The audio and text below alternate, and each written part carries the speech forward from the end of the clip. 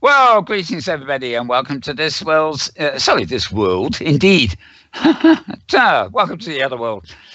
This week's Inworld review, where it is the 26th of November of the year 2017. Gosh, isn't it disappearing rapidly? Right. Where do we go from here? Yes.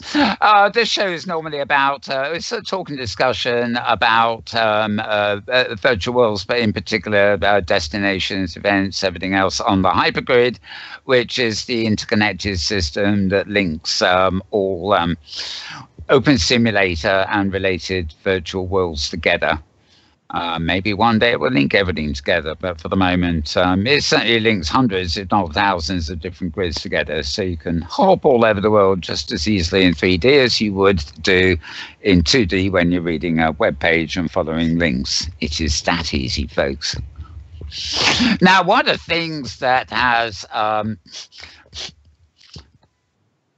been long in need of happening, I think that is the expression, is an event that reflects the international aspect of the hypergrid. You're not just jumping between grids that are hosted on American servers and things like that. You really are jumping to servers scattered around the planet, all of them hosting different virtual worlds for different purposes. And just like you can jump from a web page hosted in, BBC in Britain and jump immediately over to Tokyo or somewhere to a Japanese site if you really want to.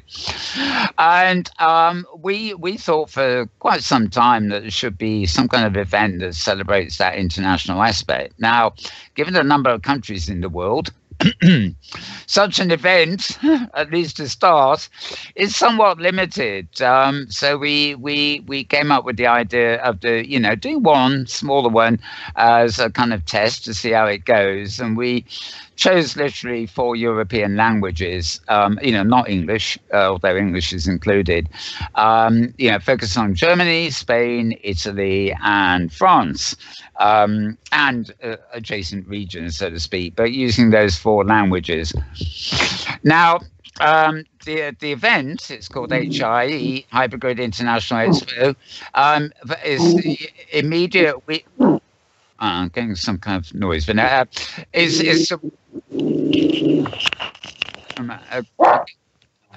I the only? It sounds doggish to me. Yeah, I get dog barking. Yeah, it's not the dog barking. I was getting a warbling on the mic, but never mind. It seems to have gone. Okay. Woof. Yes, indeed. Right, back with you, folks. I clearly. A certain canine is upset that we don't include doggy language as a half day, but never mind. Sorry, dog. Right. Maybe another year we'll have canine avatars and furry teleports and stuff. Right. I digress. I can tell you I'm exhausted this week, so forgive me if I'm all over the place. Right. So as I say, the idea was to do a test run this year of an international expo that would include 4 languages. Now, joining me to talk about that is my partner in crime, as it were, for this operation, and that's none other than Thirza Ember. So welcome, Thirza. Hello, everybody, and from my dog, woof woof. Indeed.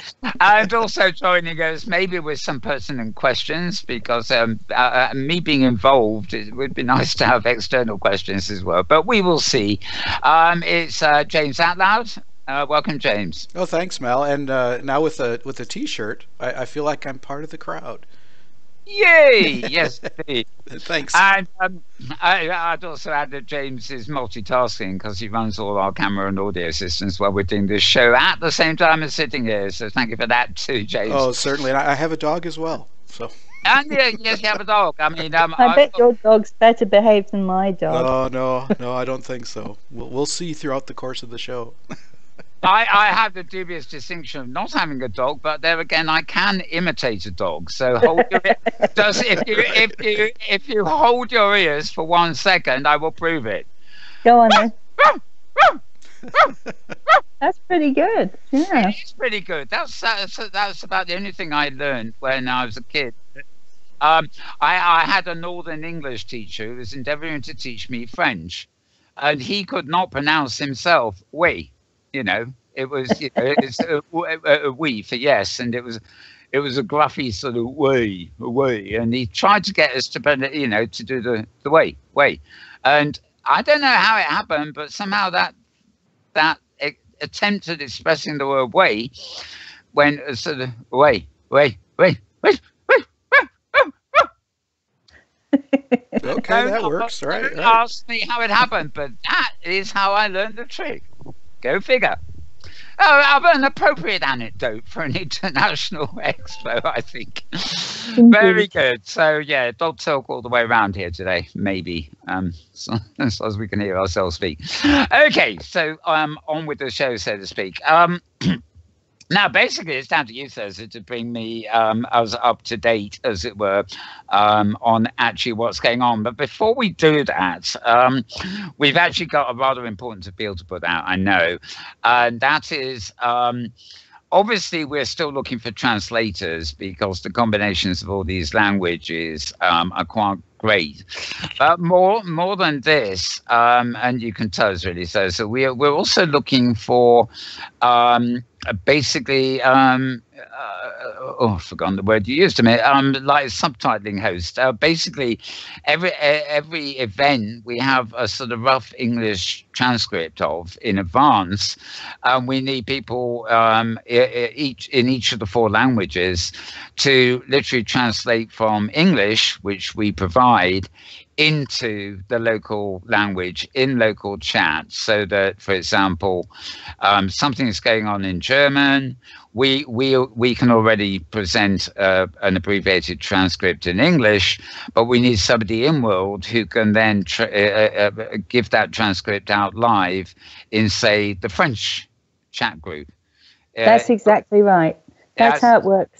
Yeah, I'll let you continue, Thirza, because I'm too adult-headed today to make sense of it anymore. But we're trying to keep it quite simple. So each of the speakers is giving us a transcript or some notes that basically give the main points of their talk, and these will be given to us. They're given to us in English, and then those can be translated quite simply into the other languages.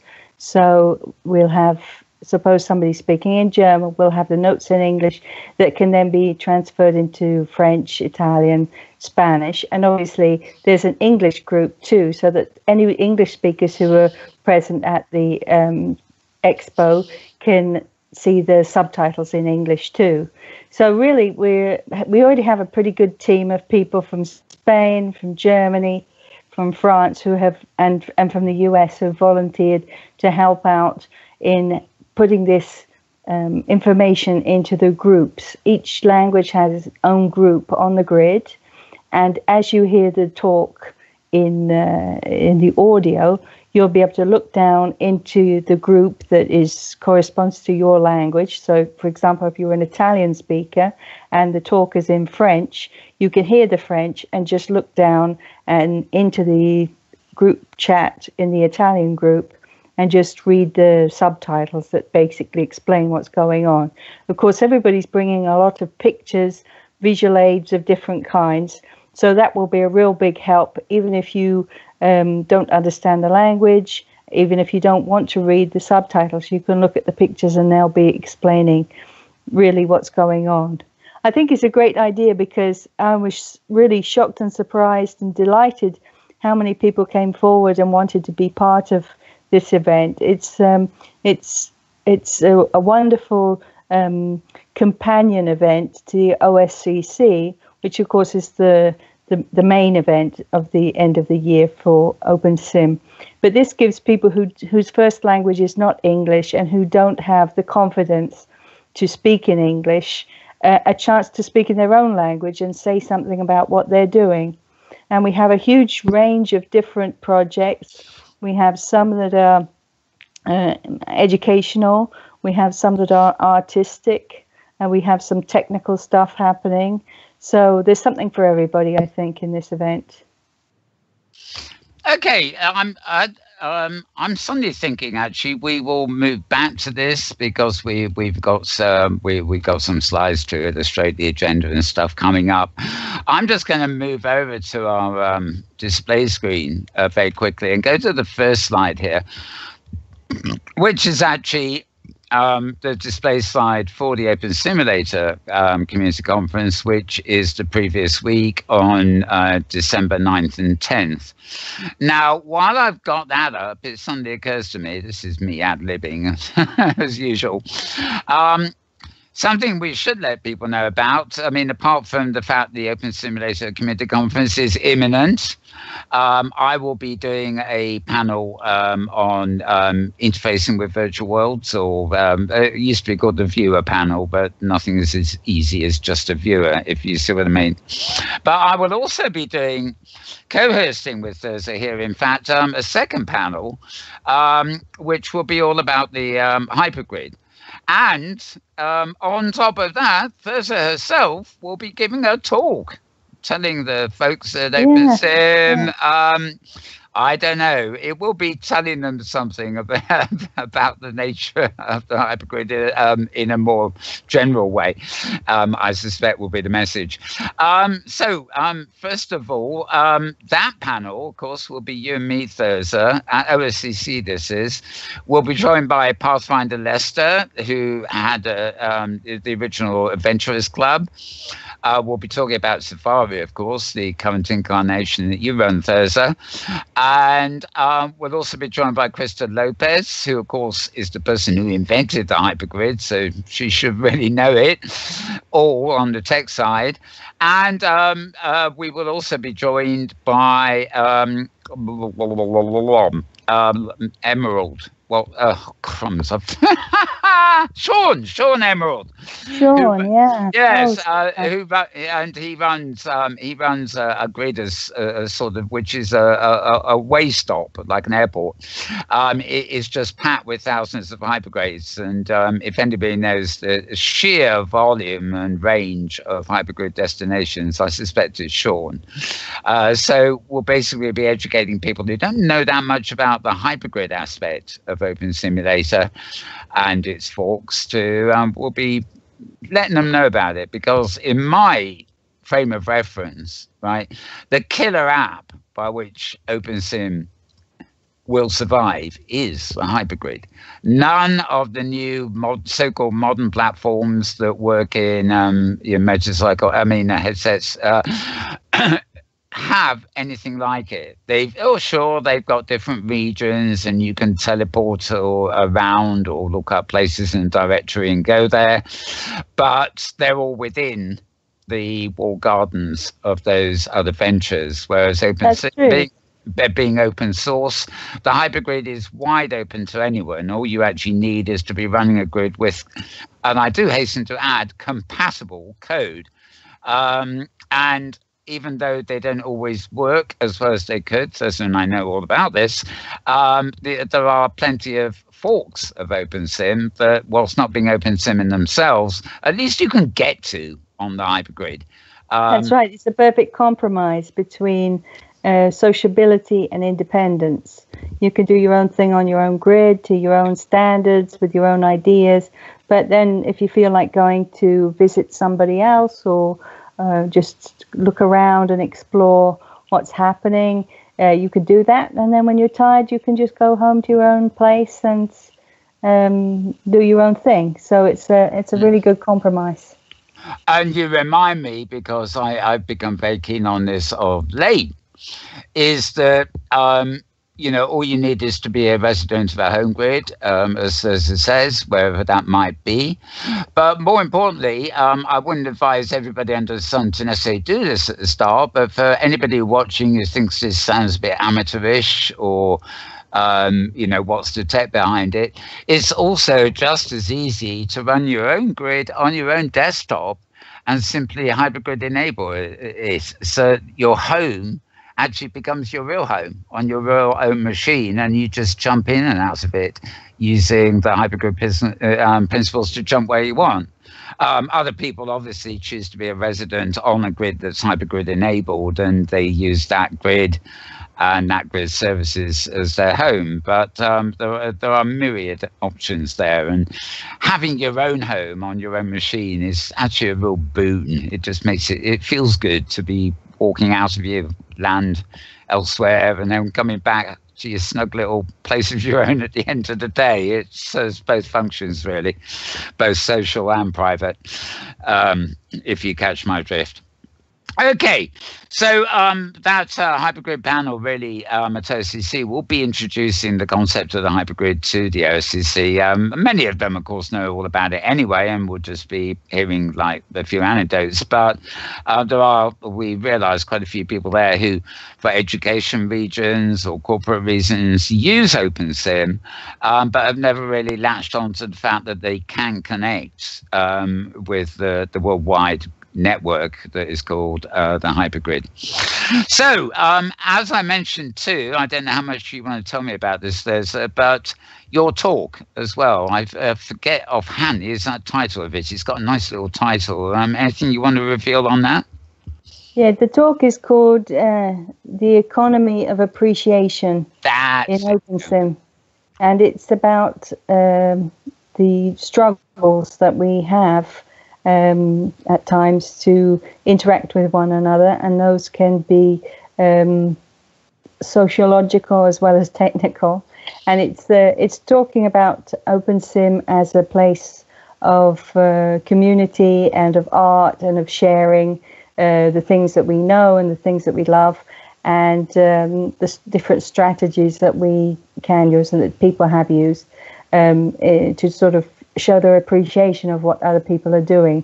So it'll talk about various ways to do that, and obviously there'll be some information about how the Safari got started and the different places we've gone to, that kind of thing. So it's really talking about just trying to, as you just been saying, trying to get everybody to think about OpenSim as this very strange dichotomy, because it's a very separate place, but at the same time human beings are gregarious, so we all want our own place, but we all want to be together at the same time at different times. So it's talk about that, really.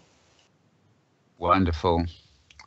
And I was about to say to add insult to injury, but as if that wasn't enough, we also have a very special hypergrid safari at the OSCC, one of which, and one of the stops on that safari will actually be the venue for HIE, which we're talking about the following weekend. But any clues as to what we might be doing on the actual OSCC safari? Best name for it, I guess. Yes, I tried to combine five destinations. One, as you say, will be to let people know about the foreign language expo, which will be the weekend afterwards. That's the 16th and 17th of December. But the other 4 destinations, we tried to pick something that is emblematic of the variety that there is in OpenSim. So one is a very detail-oriented build. It's a very real-world oriented build. Another is a very excellent social grid with lots of music happening and social events happening. We'll meet the owner there.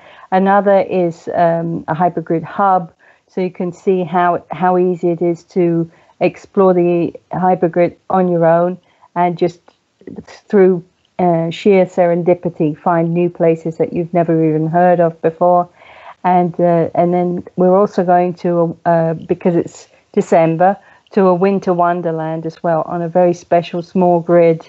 So you can see how large grids, small grids, they all can be welcoming to fairly large groups of people and a lot of fun, especially this time of year. I love the Winter Wonderlands. I just hope the small grid can cope with the influx of avatars, which some of them, some smaller grids do struggle with large amounts of visitors, but I'm sure we'll all be fine. You know, forewarned is forearmed with these things. So that's exactly right. There's nothing like hubris to make a grid crash. Yeah. Always think it will crash, and then it probably won't. Yes, exactly. Plan for the worst, and you will get the best. Very, very good there. Right. Okay. So that will be fun too, and that's happening. Actually, in terms of the American Times, the OSCC follows.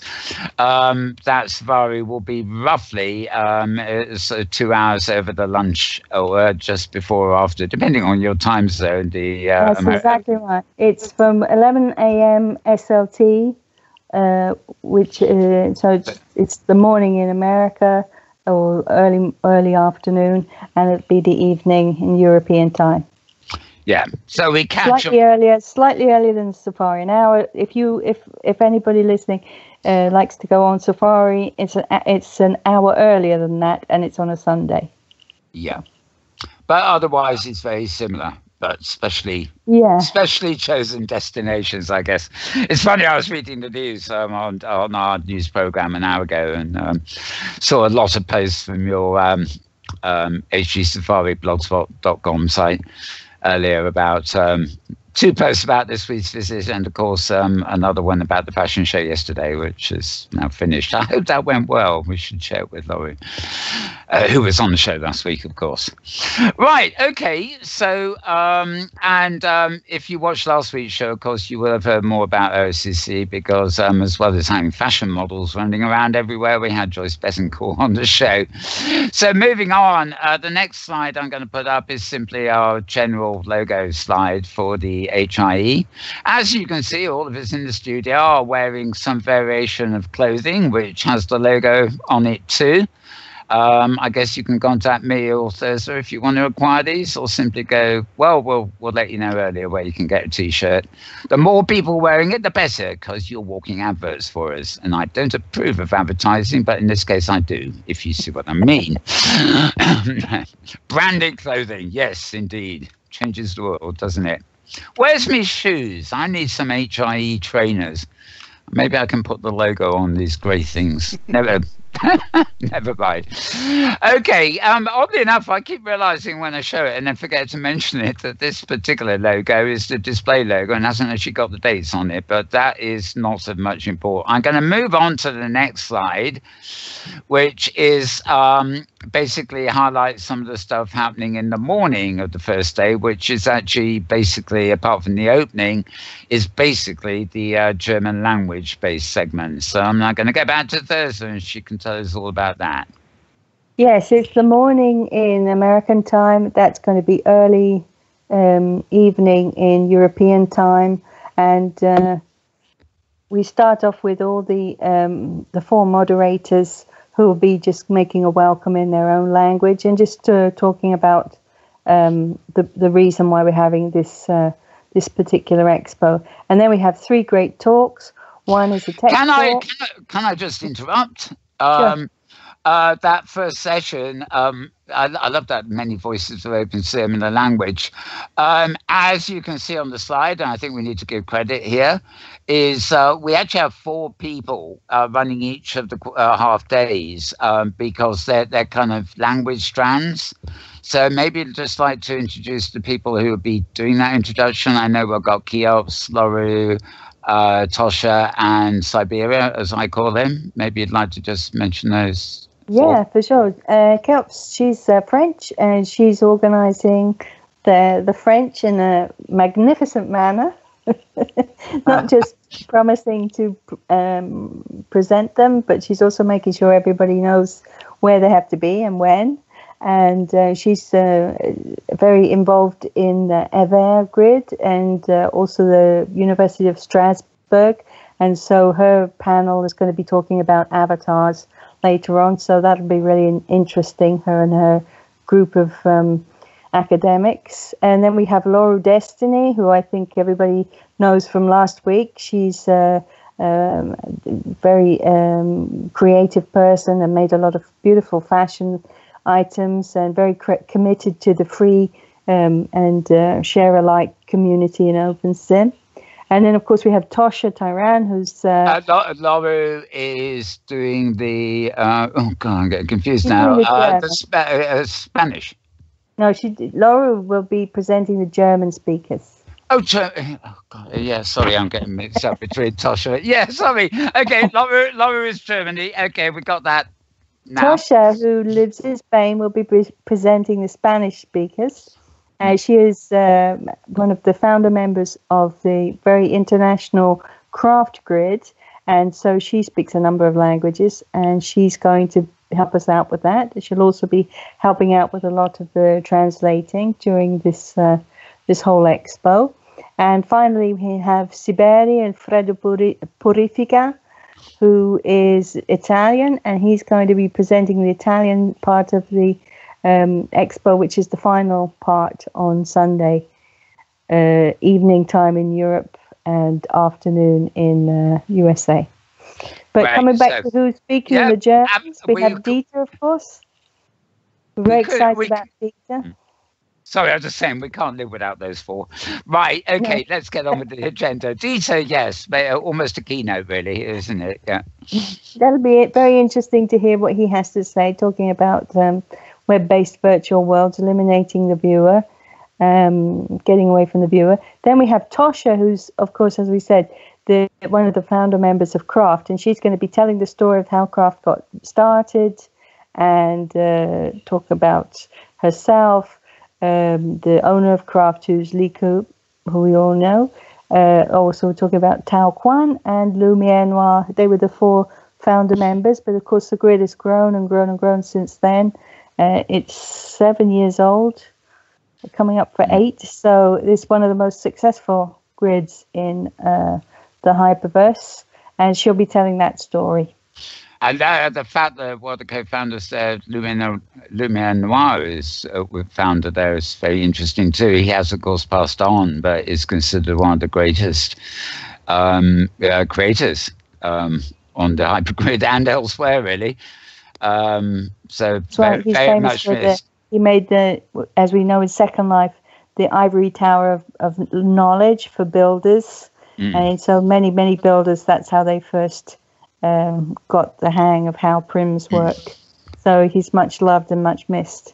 And it's also a little anecdote that on the hypergrid, you are constantly finding either deliberate or almost accidental memorials to Lumiere's work. You know, it's not just on GraphGrid, but everywhere. You know, not forgotten. Yeah. So sorry, carry on. I know. I was just going to say we finished with Art Blue, who everybody who's ever been on a safari knows very well. He's extremely prolific in his artistic work, both original and using artifacts. And this is really what he'll be speaking about. One of the differences between OpenSim and Second Life is that Second Life space is money. So if you have made a build, unless there's some special reason why people keep visiting it in quite large numbers, the temptation is to remove it, because if you just cannot leave things up for years and years and years and pay the huge fees, it's very unlikely that will happen. So Art Blue's idea is to try and archive some of the best creations from Second Life and bring them to OpenSim, where they can continue to be viewed in a much more free environment, let's say, much less money-oriented environment. And so he'll be speaking about how he's been doing that over the last 4 or 5 years. And he's been involved with people like Bryn O, Fuchsia Night, Fire, Cherry Manga, many of these people that well-known names in Second Life, who have very kindly agreed to allow their stuff to be shown and archived on his regions. And of course, we know Art from his partnership with Juliet Sorrel Dreaming, who has a show on in Second Life in this time, and Venus Adored, who everybody loves with her fantastic light shows. So it should be very interesting what he has to say. While we're on that point, I know, for example, a lot of people that go to SCC, I think most of them probably have a Second Life account where they actually use it these days or not. But probably because a lot of us started there, before the open source community got revved up. But this really is a message to people on closed platforms, for example, that, are doing things at great cost and, maybe do give things up, that you don't need to stay on those platforms all the while. If you've got something you do want to keep alive and archived, you can do it for next to nothing often by simply moving it across to OpenSim, where it probably won't disappear the way it would in Second Life. Well, the argument is occasionally people will make the argument, well, yes, it will be an OpenSim, but nobody will see it. And the answer to that is, well, just organize an event, because it's no time at all to make an avatar. Costs nothing, and you can have all kinds of musicians nowadays who are in OpenSim. You can have a bit of music, you can have an evening, and it's been done over and over again very successfully. So it's a good compromise that people should try and be flexible. You don't have to stay in Second Life all the time. You don't have to be in OpenSim all the time. You can move between the two. And I would say that Art Blue is probably the premier example of an artist who's successfully managed to bridge that gap. He and Juliet have done a fantastic job in bridging the gap between the two worlds. As you say, there's a lot of overlap with OSCC here, and actually harking back to OSCC before we go on to the next half day.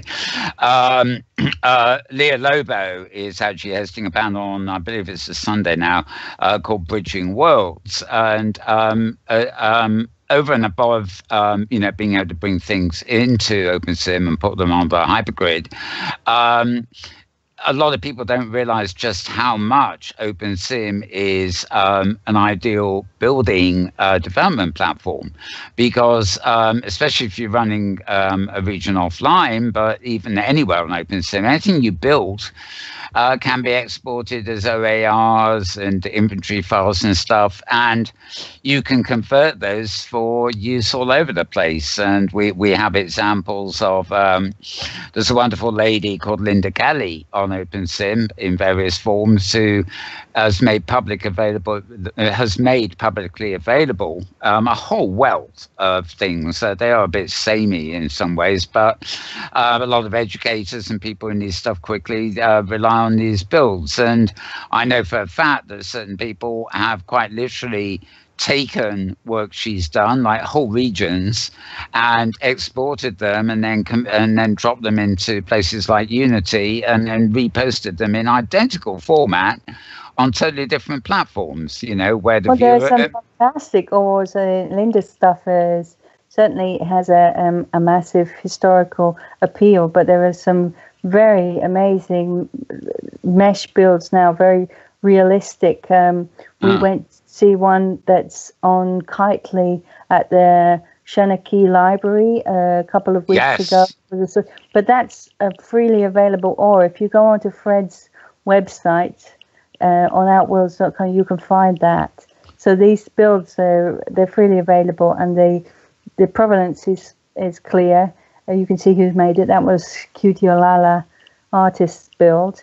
So it's pretty easy to follow what the provenance is, if that's your concern. And there's more and more and more beautiful content being made available. And of course, when it's not for sale, then it's for editorial purposes. So even items that you can find on websites that are supposed to be kept free, you're not supposed to sell them. In our free share-alike environment, they can be a perfect blend of items that we make ourselves and items that are brought in world from websites and so forth. Sure. And that is the beauty. I mean, anybody who doesn't want to learn something like Unity or even work in Blender, which have steep learning curves, if you're just dealing with things you can get that are open source and have open licenses, it's sort of a matter of arrangement, and you can't go to a closed platform, be it Second Life, Sciencebase, Sansar, Hyperdeity, or any of the other new platforms, and do that. But you can in OpenSim, and once you've done it in OpenSim, you can put it anywhere on the hypergrid. But more importantly, you can export it to platforms like, say, Sciencebase, which you might have difficulty building in normally. So, you use OpenSim as the building environment for something you're going to put elsewhere. You may have like an art gallery, and if you build it in OpenSim, you can then copy the whole region of the art gallery and deploy it in Sciencebase, where people can view it on the web if they need to.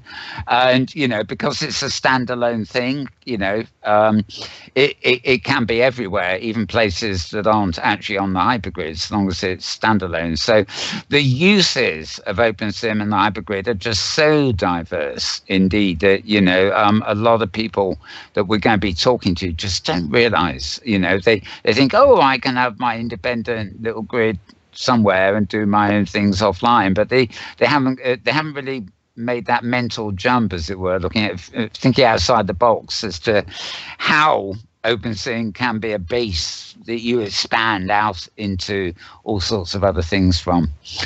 Okay, I'm going to move on to the next slide before I do all the talking. Let's go to Saturday afternoon, and we're changing language here. Yes, that's a Spanish flag, but that's a bit of a false flag, really, because although the first two speakers speak Spanish, they actually are not in Spain in any way, shape, or form. We have the wonderful I'm just from Costa Rica. I was just going to say, I don't think we're too worried about the flank because, getting some of these people involved. It's lovely because we got Catalonia too. So yeah, no Catalonia this time, but we hope next year we'll have our friends from the Catalan Brigade will be part of it, because we have some wonderful, wonderful Catalan artists who are working so hard in OpenSim and making some wonderful things. So hopefully next year things will be such that they're able to participate with us. But we have Karima Hosan, who is in Costa Rica. She's going to be talking about her poetry, how she's been able to make her poetry come alive in another form using the 3D worlds that she has over on Kitely. So that's going to be beautiful. And then we have Eugenia Calderon, and she is this fabulous lady from Mexico who teaches Spanish. And she speaks lovely English, but she's going to be talking to us in Spanish and explaining how she has used the region that she has on DigiWorlds together with James Abraham. It's an award-winning build made by him, and she's going to be explaining to us how it works, how they bring the students in. And it's a place that we visited some time ago on Safari. I think everybody loved it because it's just so packed with interesting places, and you just learn so much from being on that wonderful region. And after her, then we had so many French people, we moved one of them into the Spanish section. So Cherry Manga, she's going to show us some of her big art, and she's going to be talking about Festavi, which is coming up in the not too distant future. This is the 4th edition of Festavi. It's a festival of the avatar. All the avatars that are used in the show are donated by different people from all over the hyperverse. They're not all experts at making avatars, but it's a way to express your art, your imagination. All the avatars that are shown in the show are full perms, fully modifiable, and of course free. So this is a gift that Cherry, Francogrid, and all the participants over these 4 editions have made to the whole of OpenSim. So they're all different styles. Some of them are very unusual and exotic. Some of them look like animals. Some of them are on fire. There's all kinds of stuff happening there. So Cherry will be telling us all about that. And then we end up with the wonderful Roland Bobbitt. He's going to come and he's going to sing for us. And that's all I'm going to say about that. I am a huge fan of the blues. German blues are actually very good. He said he'd come and sing for us. I was so delighted. Yeah, having her, Just, I can thoroughly recommend that. I've heard Wolam a lot of times, and good and he's professional. a very philosophical and interesting man too. There's a lot of he's a very deep person, very strong ties to OpenSim, a great builder. If you've ever visited Metropolis Grid, you should definitely go over and see his Chicago Blues build. And he has a bunch of other regions in that area. Fantastic. Yeah, absolutely. Okay, well then we'll commit to me. I'm going to move straight on to Sunday. And now we have the French flag in all its glory behind us. Yes, stand up for the Marseillaise. Yes, again, so this will begin in the late evening, the late afternoon in European time, which will be sort of the morning in America, sort of morningy, lunchy time in America. And we kick off with Kelps and her group with Yan Min, Michel Nachez, and Frédéric Torton. And they're going to be talking about the digital spells of the avatar, it's called. So the magic of the avatars. And they're going to be talking about how using an avatar and using these virtual worlds, how that's made people's lives better, so much better, in so many different ways. And these are people who have studied the subject on an academic level over many years now. So they're coming along with some stories of how it's changed and some statistics to really explain how these worlds, they're not a silly game, but they really can make a difference in people's lives. Wonderful. Yeah. Oh, and next up we got Lorenzo Soccavo, which I'm tempted to call Lorenzo Soccavo because it's an Italian name, but it's a French person. And he has this wonderful thing that he does. He studies the future of reading because, of course, in the digital age, everybody thinks that we'll stop having books, we'll stop reading, we'll just watch movies, or we'll have books read to us rather than read ourselves. And he's studying all that stuff, and the way that storytelling has evolved. And he's a very interesting man, got a great website and a great page on Facebook worth having a look at. So he's going to be talking about that. Obviously, these talks are quite brief. The single presenter has about 25 minutes to speak. The panels are 40 minutes or so. So obviously they don't get to say everything, but there'll be lots of links, lots of pictures, and lots of ways that you can interact with these people after the events. And the last one, the French one, is another one that's it's educational based, and this is Aimé Socrates, who we all know from Safari. Anybody who's been on Safari has seen Aimé, usually dressed as a pirate. And he does a lot of work with his students, building environments and learning to not only to build, but to understand scientific principles through the 3D environment. And he's going to be talking about that. Wonderful, wonderful stuff. And, on Lorenzo, in fact, of course, storytelling in virtual worlds is really quite a big thing. You only have to look at, say, comic strips online or machinima made in virtual worlds and things like that, although less so machinima.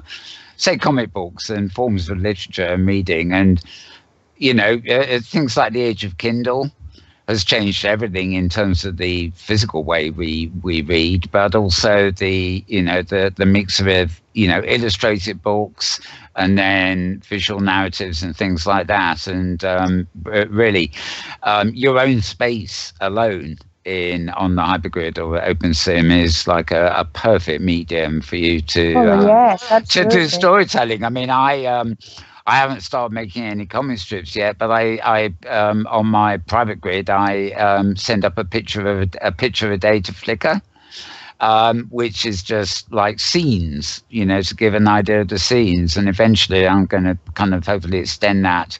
Nothing as complex as storytelling as I imagined on Canada, but just, a comic strip panel a day. So I'll start including avatar characters on the thing and word balloons and start telling the story. You know, at the moment it's just showing the pictures of the environments. But what Lorenzo had been talking about is a shame he's only got 20 minutes, because that whole, you could almost have a day-long conference just talking about that Yes, subject. absolutely. Yeah. And he, together with Kelps, that group of Open Sim residents, they have some incredibly interesting projects.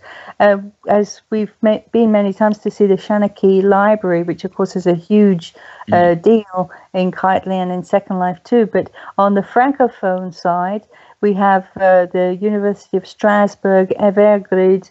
They have been doing some wonderful things. They have a theatre troupe, some professional actors who speak the parts and bring to life the texts. They've done a bunch of things. They did Manger un poire, which is the story of, it's a novelette about the experience of eating a pear. Sounds crazy, but it's a whole book. And they brought that to life in 3D.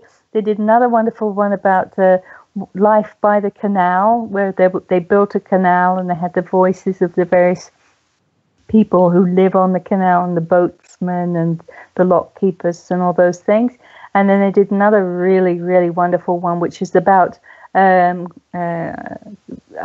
can't remember the name of the lady, which is terrible, but she worked with Rodin, the sculptor, and she was actually the person who did, let's say, half the work for which he gets the credit. And it's a story of her life and how she was betrayed many times by the men in her life. And it's a sad story, but it's a very powerful story. Camille Claudel, I think her name is.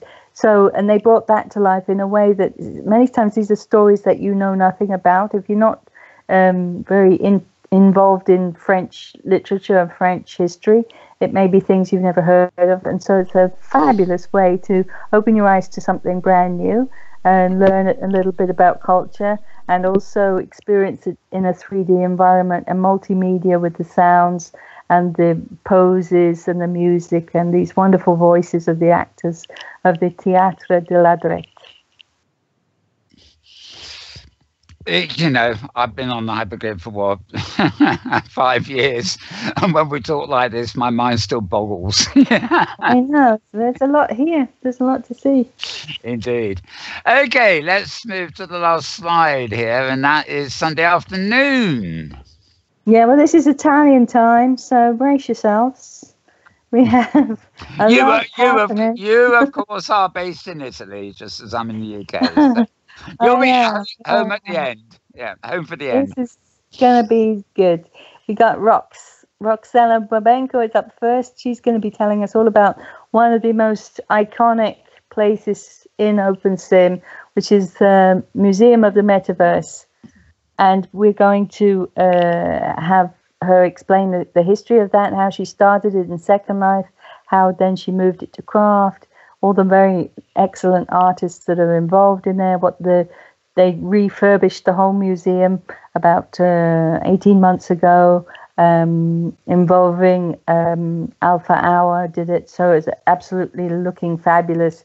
And there's so many different places for artists to show their stuff, so it's a huge opportunity for anybody who makes things, who's a creative, if they want a place to show their art together with the works of the good and the great. That's the place to go. That's the first talk. Then we have Salazar Stenvag and Giliola Allen and Eva Cry. And these people do Edu3D, which is an educational thing. Well, we recently, the Safari went over to see their pirate-themed build, which helps little children learn how to count and stuff like that in these simple games that you can play on the island. You have to try and win coins by getting the right answer to the different questions being asked. So they're going to be explaining about that, about how they use Mesh, Blender, classes. And it's just a pure educational experience. I should mention at this point another great thing about the hypergrid or an open sim is that, well, more open sim is that there are whole regions, devoted to things like education or maybe even corporate R&D, for all I know, that actually aren't actually connected to the hypergrid, because what they're doing may involve children who are underage, so they don't want them wandering out into the adult, world, just like real life. Or it may be secret, so they don't want people hypergridding in and whatever. And often on Safari, but also more importantly, events like this will actually allow you, one time only kind of thing, often to experience something that is only notional on the hypergrid, because most of the time its doors are locked. But this is an opportunity to hear about things that you can't always get into, or maybe just open once in a blue moon to the public. Yeah, we've been very lucky. Lots of people have been willing to take the time, because obviously they have to, it takes time and effort for them to either clone the build and bring it in onto their public grid, or just open the doors to us just for that one occasion. So yeah, we're very, very lucky how many people have done that. And it's always fascinating. And you're just amazed by how much creativity and passion people put into these builds. Absolutely. So anyway, next person is Ty Lowe. And Ty, who has that zombie world that we went to the other day. Do you remember that zombie region? I'm not a big fan of zombies, but no, yes, but I do remember. I do remember it. I would have been dead in seconds. Now, that thing didn't have any scripts. I know. Yeah. That's the deal. That's what makes sense. He's going to be explaining how that works, because when we visited that region. There's a little anecdote for you. You'll appreciate this one. I wasn't going around chasing zombies. I didn't really think I'd move or anything like that. So it wasn't my thing. So I decided to follow an avatar who was doing all that stuff. An avatar called Snowbody. He's really good at that. And I had a camera lock on him.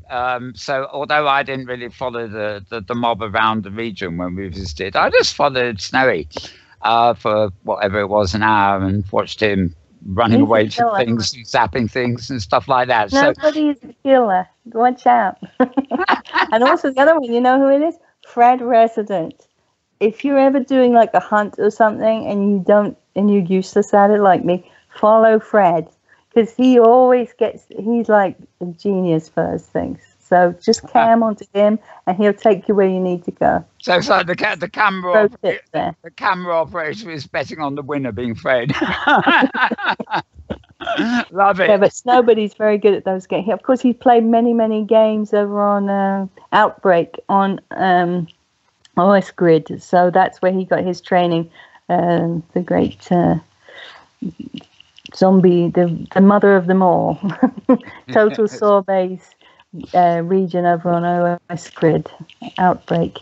But of course, not having any scripts, Ty's game is different, because the scripts don't kind of build up lag and cause you to slow down.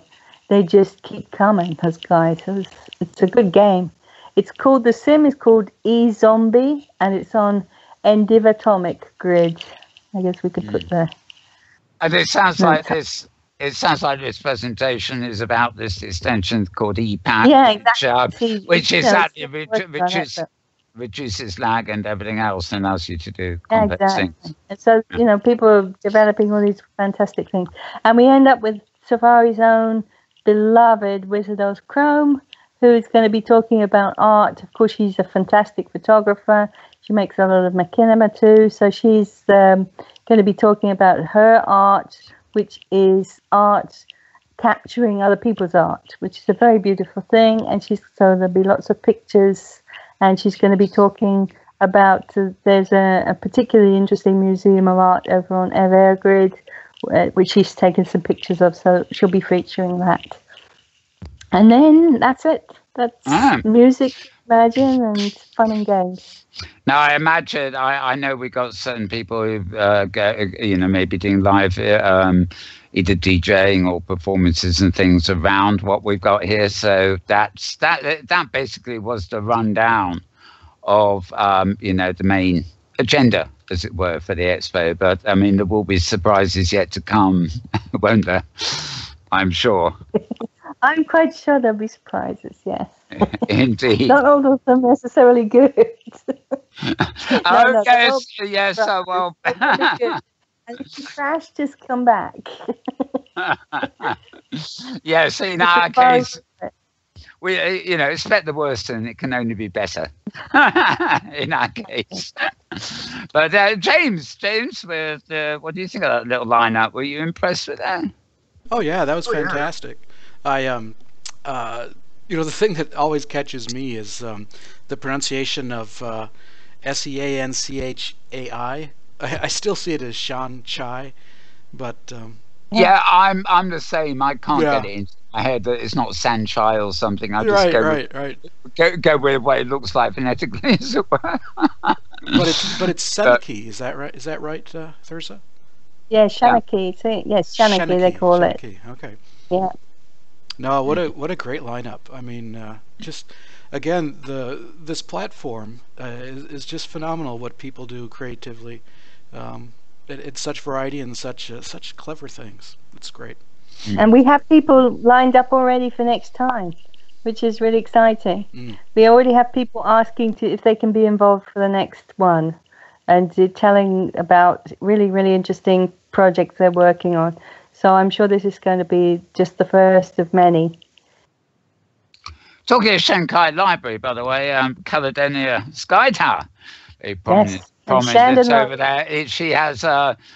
We went on safari with her a couple of weeks ago, but she has promised she'll be back on this show in. Well, I guess it'll be the new year, but yeah, we'll be having a welcome return of her before long. Absolutely. Oof! Right. So we've done the agenda. We've probably done just about everything. It's a shame I didn't actually get some extra snapshots of our build over there to bring along. You'd think it would have been the obvious thing I'd have done, but I guess just want to mention one thing to you guys, that we have been doing load testing on the grid, on the mini grid that was set up very kindly by Fandor Pertwee, and of course with the great help also from Ariel Delamere Libre, who has helped us a great deal with the design of the build, which I love. It's a beautiful, it's more like an award evening ceremony kind of look to our build, and that's thanks to them.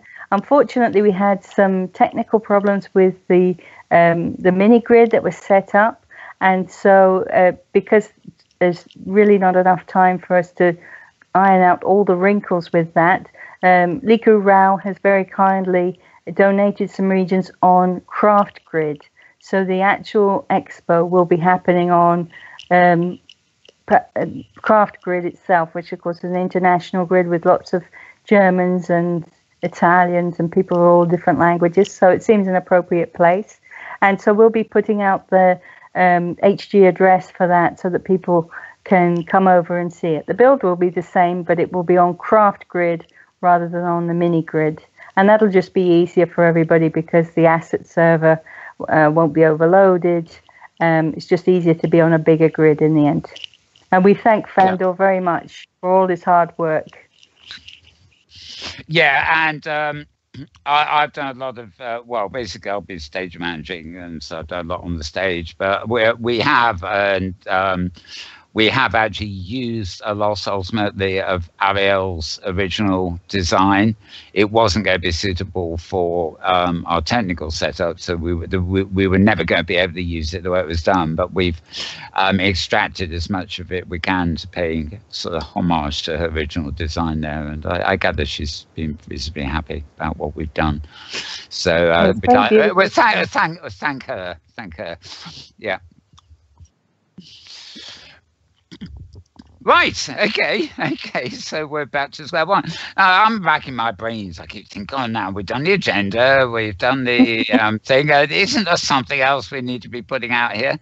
As you say, just follow the normal website address for now, because that it won't be immediately affected by the address relocation in World. And you can also join us on Facebook. There's a group on Facebook, HIE.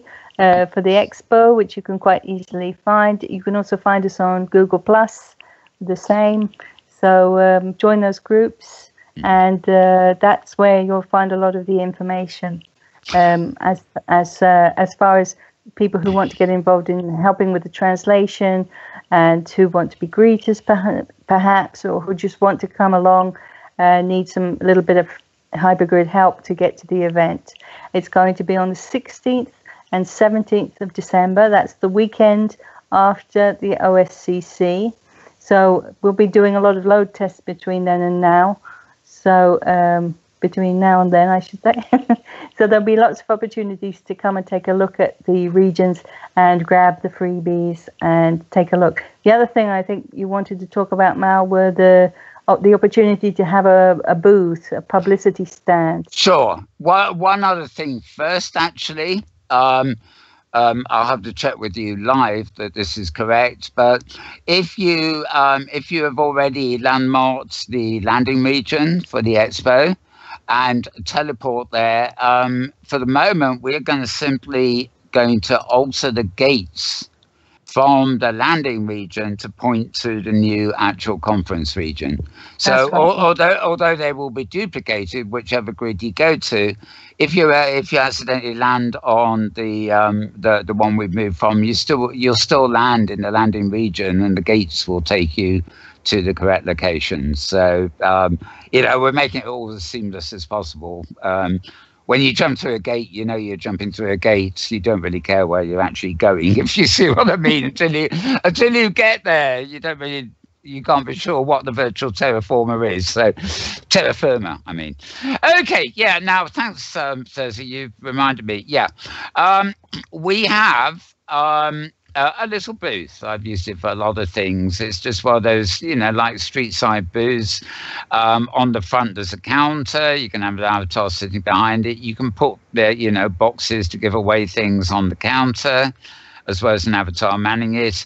Under the counter at the front, there's like the shape of a banner shape where you can put the name of your concern or whatever it is on the booth. And the background behind the avatar, the upright bits of the booth at the back, is media on a prim, so it can lead to a website or anything else, so that people dropping by can click on it and just pay a personal visit using web media to your site to find out more. And of course, then there's the back of it and the colors of it and things like that you can just customize to your own requirements, so that the shape is the same, but it looks different from the one next door or down the road or down the winding path in my case. So all that is customizable. Now, you don't have to be taking part in the events of the conference to get one of these booths, and then nor do they cost you anything. They're only 10 prims or so, and we give you another 10 prims for what you want to put on the counter and stuff like that. If you're doing an interesting project anywhere, really, so long as it's on the hypergrid, that probably is the one thing in the rule book, then you can grab one of these booths to show off your wares, or display what you're doing, and just promote yourself and the myriad things on the hypergrid. Now, basically, there's a winding path that goes around the outside of the 3 audience regions, because the event is on 4 regions, one of which is locked down as the stage, the other 3 just join.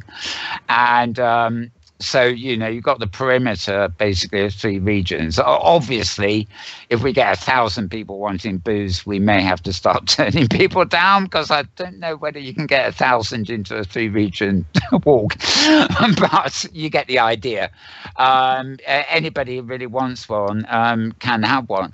And what is very nice, I'll let you give the details on this, Thirza, is we have Sunshine Savannah, who is coordinating all these booths for you. And we have a special, or she set up a special region on OS Grid as a sandbox. So when you land there, you can make a copy of the booth for yourself, and you can use her sandbox region to literally do all the decoration and everything else. And then when you've got it completed and saved, then you can either give it to Sunshine, who's in charge of all this, to bring over to the grid proper, or one of us can probably bring it in for you. But basically, there's a whole sandbox region there, so you can get it right, before you drag and drop it over to the conference grid itself. But maybe you'd like to talk more about what Sunshine's doing? Yes, that's exactly right. The main reason why it's a good idea to use the sandbox is to make sure that it's full permissions, because as we all know, sometimes you think an item is full permissions, but there's some pesky script in it somewhere that isn't, and so that makes it a problem to res an object. That's why she's going to do that. So her region on OS Grid is called Sun Vibes. That's spelled SUNVIBES, Sun Vibes.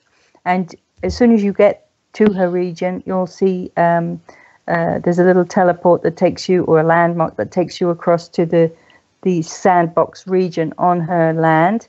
And that's where you'll find everything. There's posters, there's a copy of the booth that you can grab, and just a full explanation of what's happening. So that's Sunshine Savannah who's doing that for us. Thank you, Sunshine. Yay! Yeah, I mean, one thing that's been great about organising this is that I guess in the end, how quickly we've got a team. We got a lead person for each of the fourth language half days. Who's basically the organizer for that half day, and we got some, we need more, but we've got,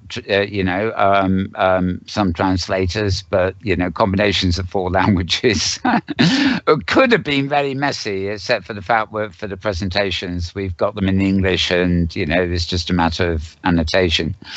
And, yeah, and then, of course, we have got people like Sunshine who've sort of just taken over, behind-the-scenes roles, which are kind of language independent, organising the brews, So, yeah, we've I think we can safely say we're very happy about the cooperation we've received, aren't we? Yes, very nice. And anybody who wants to volunteer and get involved, there's always plenty to do, but we're really grateful for the help that we've had.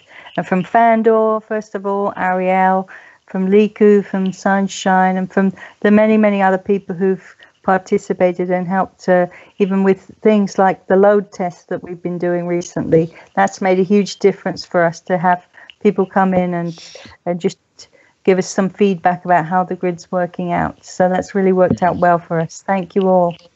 And it allows us to offer profound apologies to some of the presenters who actually proved the point that it wasn't going to work unless we changed it. Advanced cooperation has been so helpful. It's we couldn't live without it. Okay, well, for more about it, as Thirza said, with Facebook, Google Plus and stuff, and for the moment, the actual website we set up at hie.ddnss.org is still a good website to go for general information. Though I think you were telling me, Thirza, weren't you, that the website doesn't actually get many hits. All the hits are coming from Google Plus and Facebook. Well, I think a lot of people prefer Google Plus and Facebook just because they have that in their feed anyway, but not everybody's a fan. So it's nice to have a website too, but basically the information there is the same as you'll find on the social media. So we try and keep them all updated as we can. Okay.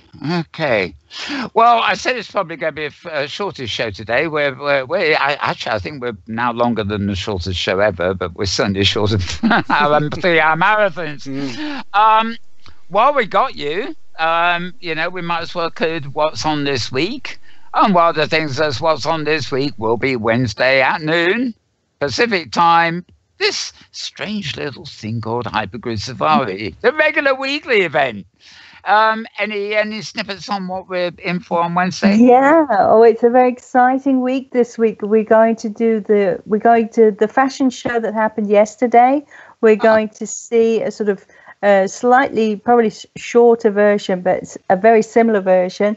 And we get to explore the castle that Art Destiny and Laura Destiny built.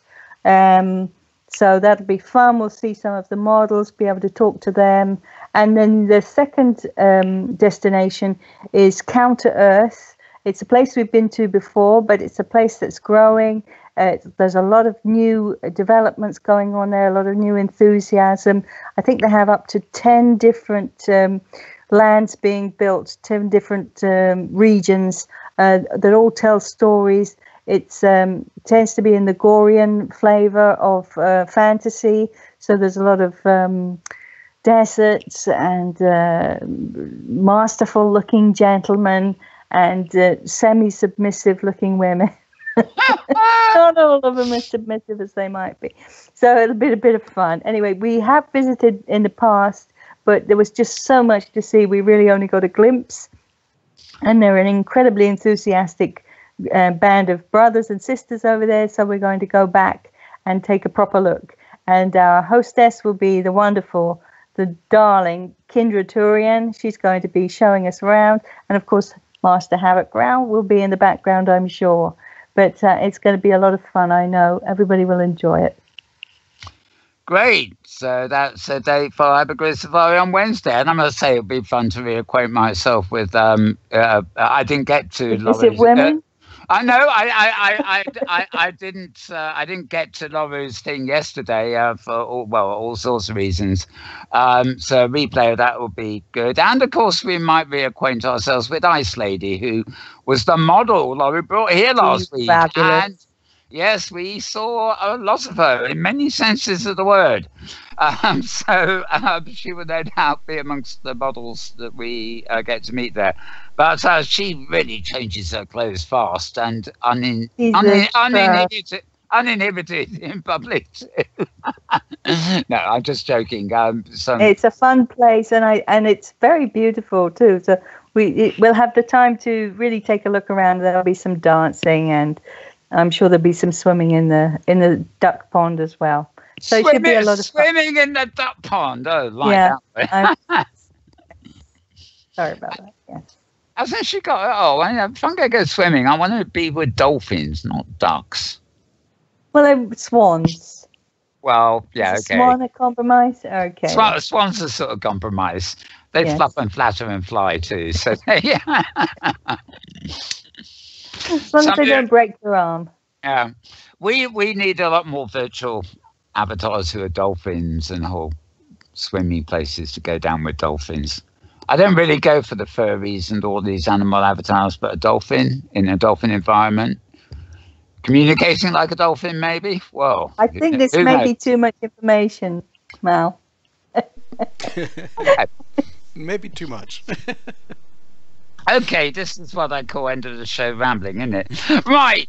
Okay. Let's call it a day.